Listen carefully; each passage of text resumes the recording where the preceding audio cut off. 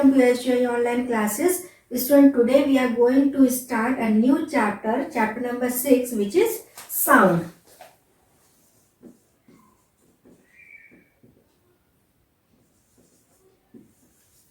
So student, what is sound? Sound is a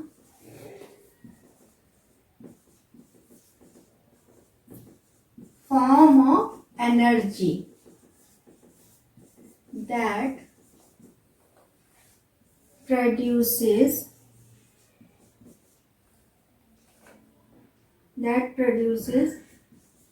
the sensation of hearing in our ears. Sound क्या है? Sound is a form of energy, means sound हम लोग को दिखाई नहीं दे सकती, ना ही उसको देख सकते हैं, सिर्फ उसको फील कर सकते हैं. तो साउंड क्या है? Sound is a form of energy that produces the sensation of hearing in our ears. Ears में हम लोग क्या होता है? सिर्फ सेंसेशन, मतलब जैसे कोई भी बॉडी अगर वाइब्रेट कर रही है तो उससे क्या होती है? साउंड प्रोड्यूस होती है. And student, in our daily life we hear many types of sound. For example, sound of school bell and sound of dogs and sound of man, woman, etc. How sound is produced? Student, sound is produced when a body vibrate. Means जब भी किसी body में vibration होता है या कोई भी body जब भी वाइब्रेट करती है तो क्या प्रोड्यूस होती है? Sound. So, what is sound? Sound is a form of energy that produces the sensation of hearing in our ears.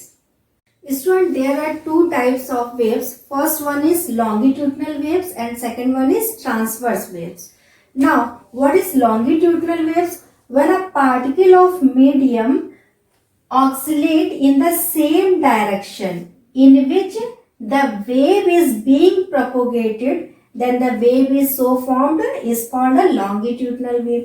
Means जब भी longitudinal जो waves होती है, सपोज ये longitudinal wave इस डायरेक्शन में प्रोपेगेट हो रही है, तो जो मीडियम के जो पार्टिकल्स होंगे, जैसे मीडियम के पार्टिकल सपोज 1 2 3 ऐसे मीडियम के ये पार्टिकल्स हैं, तो ये मीडियम के पार्टिकल्स भी इसी डायरेक्शन में ऑक्सीलेट हो रहा है. मीन्स इसी डायरेक्शन में आगे की तरफ, इस डायरेक्शन में से सपोज ये है, ये ऑक्सीलेट हो रहा है मीडियम के पार्टिकल्स. तो जिस डायरेक्शन में वेव प्रोपोगेट हो रही है उसी डायरेक्शन में उस मीडियम के पार्टिकल भी ऑक्सीलेट होंगे. And student, longitudinal waves of sound energy are possible in solids, liquids and gases. Now what is transverse wave?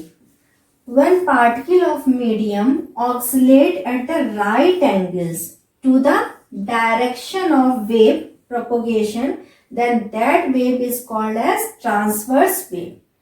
Students, suppose इस डायरेक्शन में वेव प्रोपोगेट हो रही है, ये वेव प्रोपोगेशन की डायरेक्शन हो गई, और जो मीडियम के जो पार्टिकल्स है, मीडियम के पार्टिकल्स जैसे सपोज ये वेव की फॉर्म हो गई, मीडियम के पार्टिकल सपोज यहाँ पे 1 ऐसे 2 3 4 5 6 7 8, ये जो मीडियम के पार्टिकल है, ये मीडियम के पार्टिकल इस डायरेक्शन में ऑक्सीलेट कर रहे हैं. मतलब वेव की डायरेक्शन ये है, अगर यहाँ से देखो ये वेव की डायरेक्शन है और ये मीडियम के जो पार्टिकल है वो ऑक्सीलेट कर रहे हैं.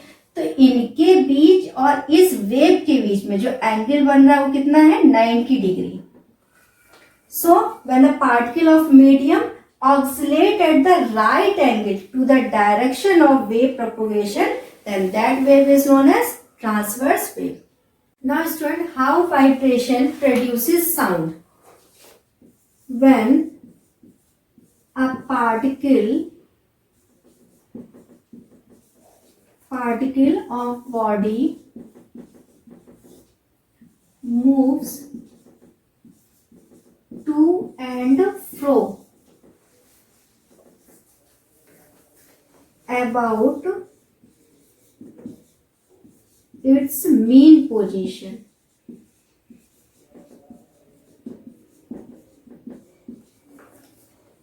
then the body is said to be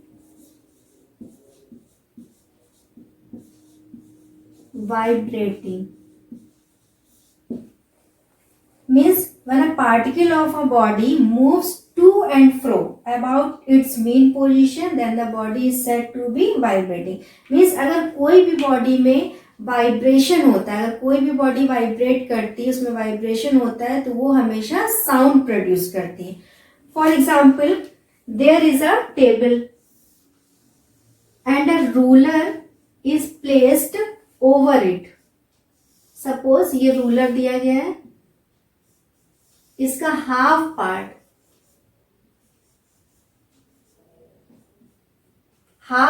जो है, हाफ एंड जो है टेबल पर है, फिक्स है, एंड जो हाफ है वो फ्री टू स्विंग है.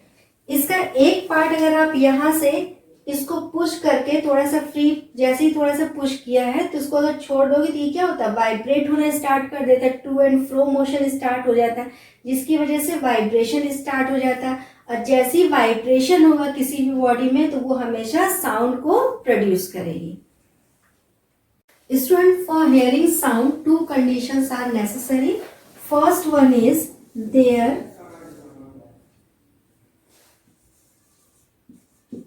there should be a vibrating body.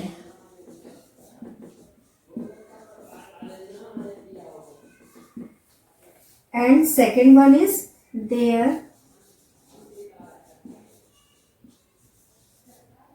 should be a material medium. Material medium means solid, liquid and gas. Through these vibration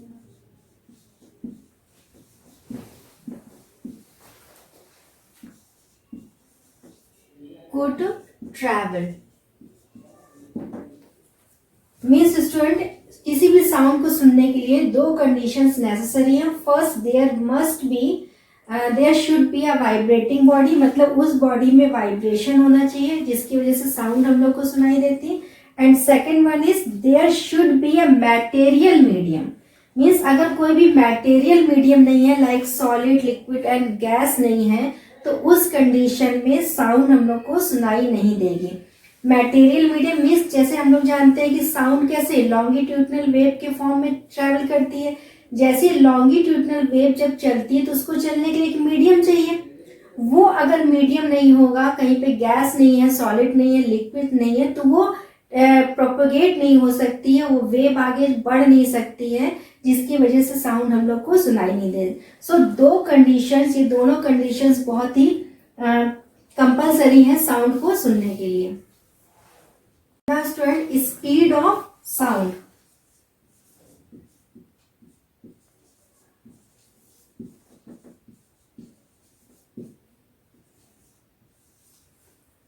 Speed of sound in air 332 meter per second, and in liquid